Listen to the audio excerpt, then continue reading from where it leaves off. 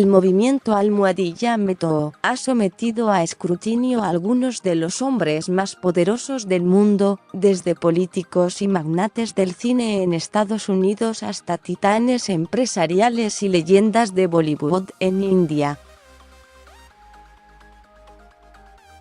El más reciente ejemplo ha sido el expresidente de Costa Rica, Óscar Arias Sánchez, a quien varias mujeres acusaron la semana pasada de conducta sexual inapropiada. No obstante, ha sido poco el efecto que el movimiento ha tenido en el problema más generalizado de abuso sexual, acoso y violencia que perpetran los hombres que no son ni famosos ni tan poderosos.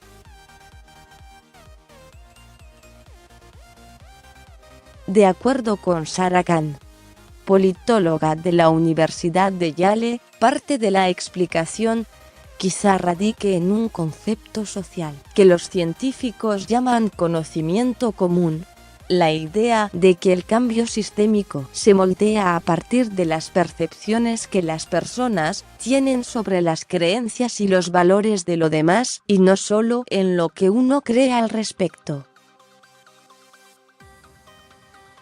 Eso quiere decir que la reducción de la conducta sexual inapropiada plantea una especie de problema de coordinación. No solo se debe cambiar la perspectiva que la gente tiene del tema, sino que también se les debe mostrar que las perspectivas de los demás han cambiado de la misma manera. Sin embargo, a pesar de que Almohadilla Metoo ha logrado crear un conocimiento común en torno a la conducta inapropiada de los hombres poderosos como Harvey Weinstein, ha fracasado en cuanto a crear un consenso en una escala más amplia, lo cual es crucial.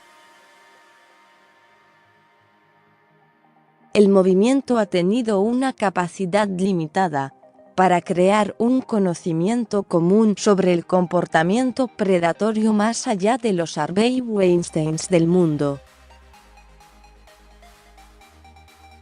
Esto se debe en parte a los mismos desequilibrios de poder que en primera instancia exponen a las mujeres al abuso sexual. Michael Chue, politólogo en la Universidad de California, Campus Los Ángeles, argumenta que para crear un conocimiento común se requieren rituales públicos, mítines, eventos mediáticos y otras experiencias compartidas que tengan la capacidad no solo de persuadir a la gente, sino también de mostrarle las creencias de los demás.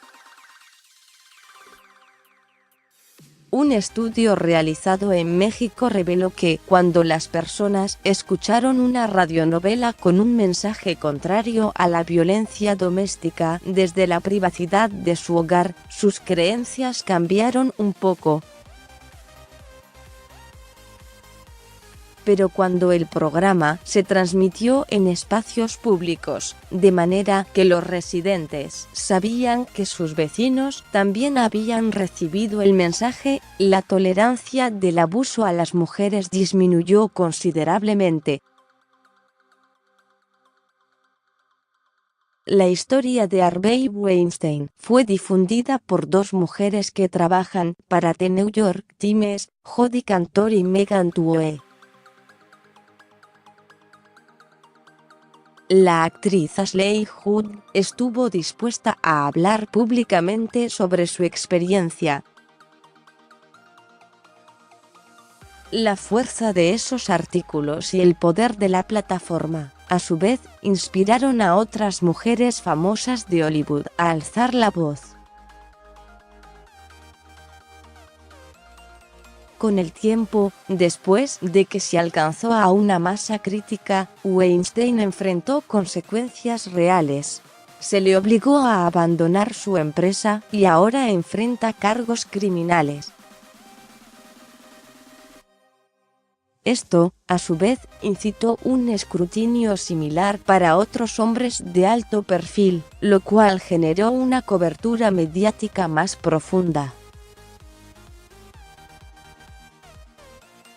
No obstante, el movimiento Almohadilla Metoo no ha logrado transmitir el consenso de que se les debe imputar la responsabilidad de una conducta inapropiada a todos los agresores, sin importar el estrato social al que pertenezcan.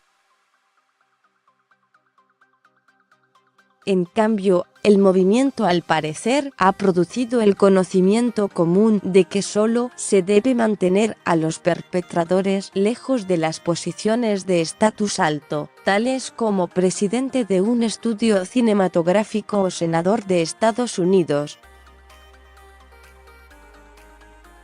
La mayoría de las mujeres no tienen la fortuna ni el poder con los que cuentan las actrices famosas de Hollywood, cuyo poder, por supuesto, no se acerca al de los hombres en la industria, para impulsar este nuevo consenso sobre lo que está bien y mal.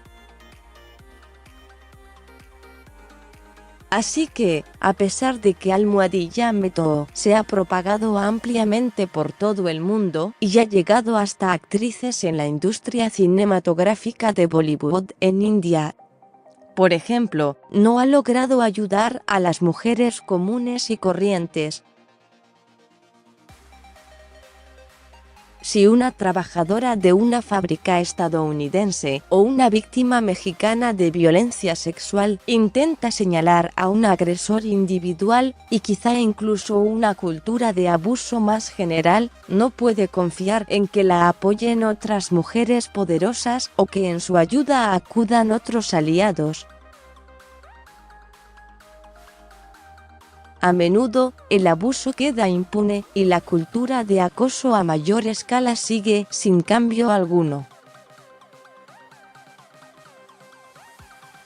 Puedo imaginar que la gente ve un caso de alto perfil y piensa: yo jamás tendría tanto apoyo solo por acusar a X persona, quien es parte de mi entorno social, pero no tiene una posición social elevada, dijo Khan. Almohadilla Metoo ha acaparado la atención pública en Latinoamérica en otras ocasiones, entre ellas las acusaciones de una actriz argentina destacada hacia un colega que la había agredido, y las afirmaciones de decenas de mujeres en Brasil de que un curandero religioso conocido como Juan de Dios abusó de ellas. Sin embargo, el impacto más significativo del movimiento en Latinoamérica hasta ahora ha sucedido en Costa Rica, donde existe una brecha salarial de género relativamente baja, tasas elevadas de escolarización femenina y una alta representación de mujeres en la política. Pero, incluso en Costa Rica, donde al menos 9 mujeres ya han acusado a Arias de conducta indebida, desde manoseos de piernas hasta penetración a la fuerza con los dedos, las mujeres enfrentan una ardua batalla para ser escuchadas. Para Yasmín Morales, ex reina de belleza, quien ha declarado que Arias la tocó y la besó contra su voluntad, no ha sido fácil encontrar un abogado que la represente en sus acusaciones.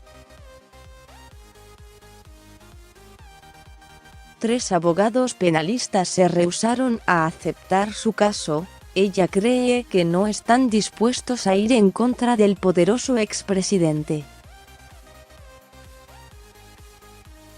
En otras partes de la región, las mujeres tienen menos posibilidades de contar con el apoyo y la influencia de otras mujeres poderosas.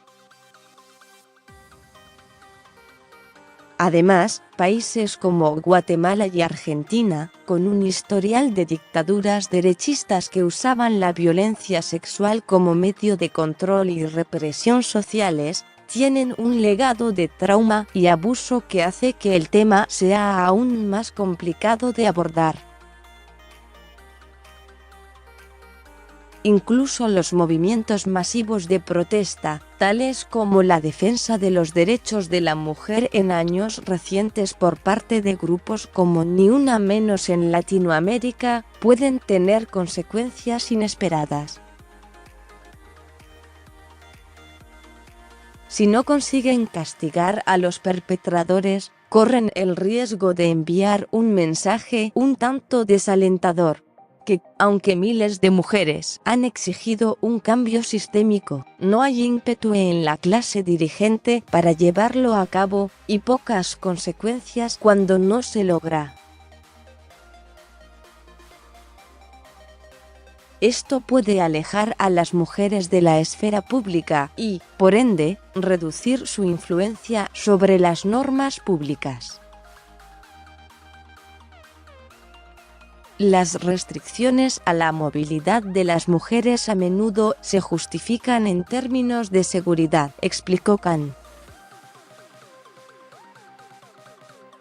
Afirmó que, en lugar de intentar reducir el acoso y la violencia, los hombres encargados de tomar decisiones que escuchan estos problemas normalmente los interpretan como que el lugar de trabajo no es seguro, entonces hay que mantener a las mujeres alejadas de ahí. En India, donde ella está realizando un estudio a largo plazo acerca del efecto que tiene el conocimiento común sobre la violencia contra las mujeres, Khan considera que el aumento de sensibilización respecto de los riesgos que enfrentan las mujeres en espacios públicos es una de las razones por las que ha disminuido su participación en la fuerza laboral en los últimos años, incluso cuando el país ha visto un crecimiento económico veloz. Aunado a esto, está el problema de que los hombres perciben el movimiento almohadilla meto como algo posiblemente peligroso para ellos, y se abstienen de orientar o colaborar con colegas mujeres. Esto dificulta aún más que las mujeres asciendan en la jerarquía laboral. Además, muchos episodios de la almohadilla meto han contribuido a una forma negativa de conocimiento común que ha existido desde hace mucho: que las mujeres que acusan la conducta inapropiada serán molestadas, denigradas y humilladas. La culpabilización de las víctimas, las campañas de difamación y las amenazas directas en contra de las mujeres que acusan a los hombres de conducta indebida son una manera de preservar el status quo del dominio masculino. Christine Blasey Ford, la profesora que testificó en la Corte Suprema, que el ahora juez Brett M. Kavanaugh la había atacado sexualmente cuando estaban en la secundaria, recibió amenazas tan serias que tuvo que abandonar su hogar. Difícilmente habrá mujeres que encuentren atractiva la idea de seguir su ejemplo. Y para las mujeres de escasos recursos, que no tienen la oportunidad de abandonar sus casas o tomar otras medidas costosas para estar a salvo, denunciar puede parecer imposible. Una obrera que es madre y jefa del hogar y que sufre de acoso por parte de un supervisor puede que no encuentre la forma de sobrevivir a las repercusiones de acusarlo. Las mujeres menos privilegiadas en muchos países en desarrollo pueden ser incluso más vulnerables a los costos de una reputación maltrecha. En India o Pakistán, por ejemplo, una mujer pobre y sin educación y que carece de los contactos para abandonar su comunidad puede temer que la revelación de que ha sido violada o atacada disminuya sus posibilidades de matrimonio. Los costos no solo son materiales, dijo Khan. Hay costos al estatus que son más difíciles de cuantificar. Asterisco copyright 2019 The New York Times News Service.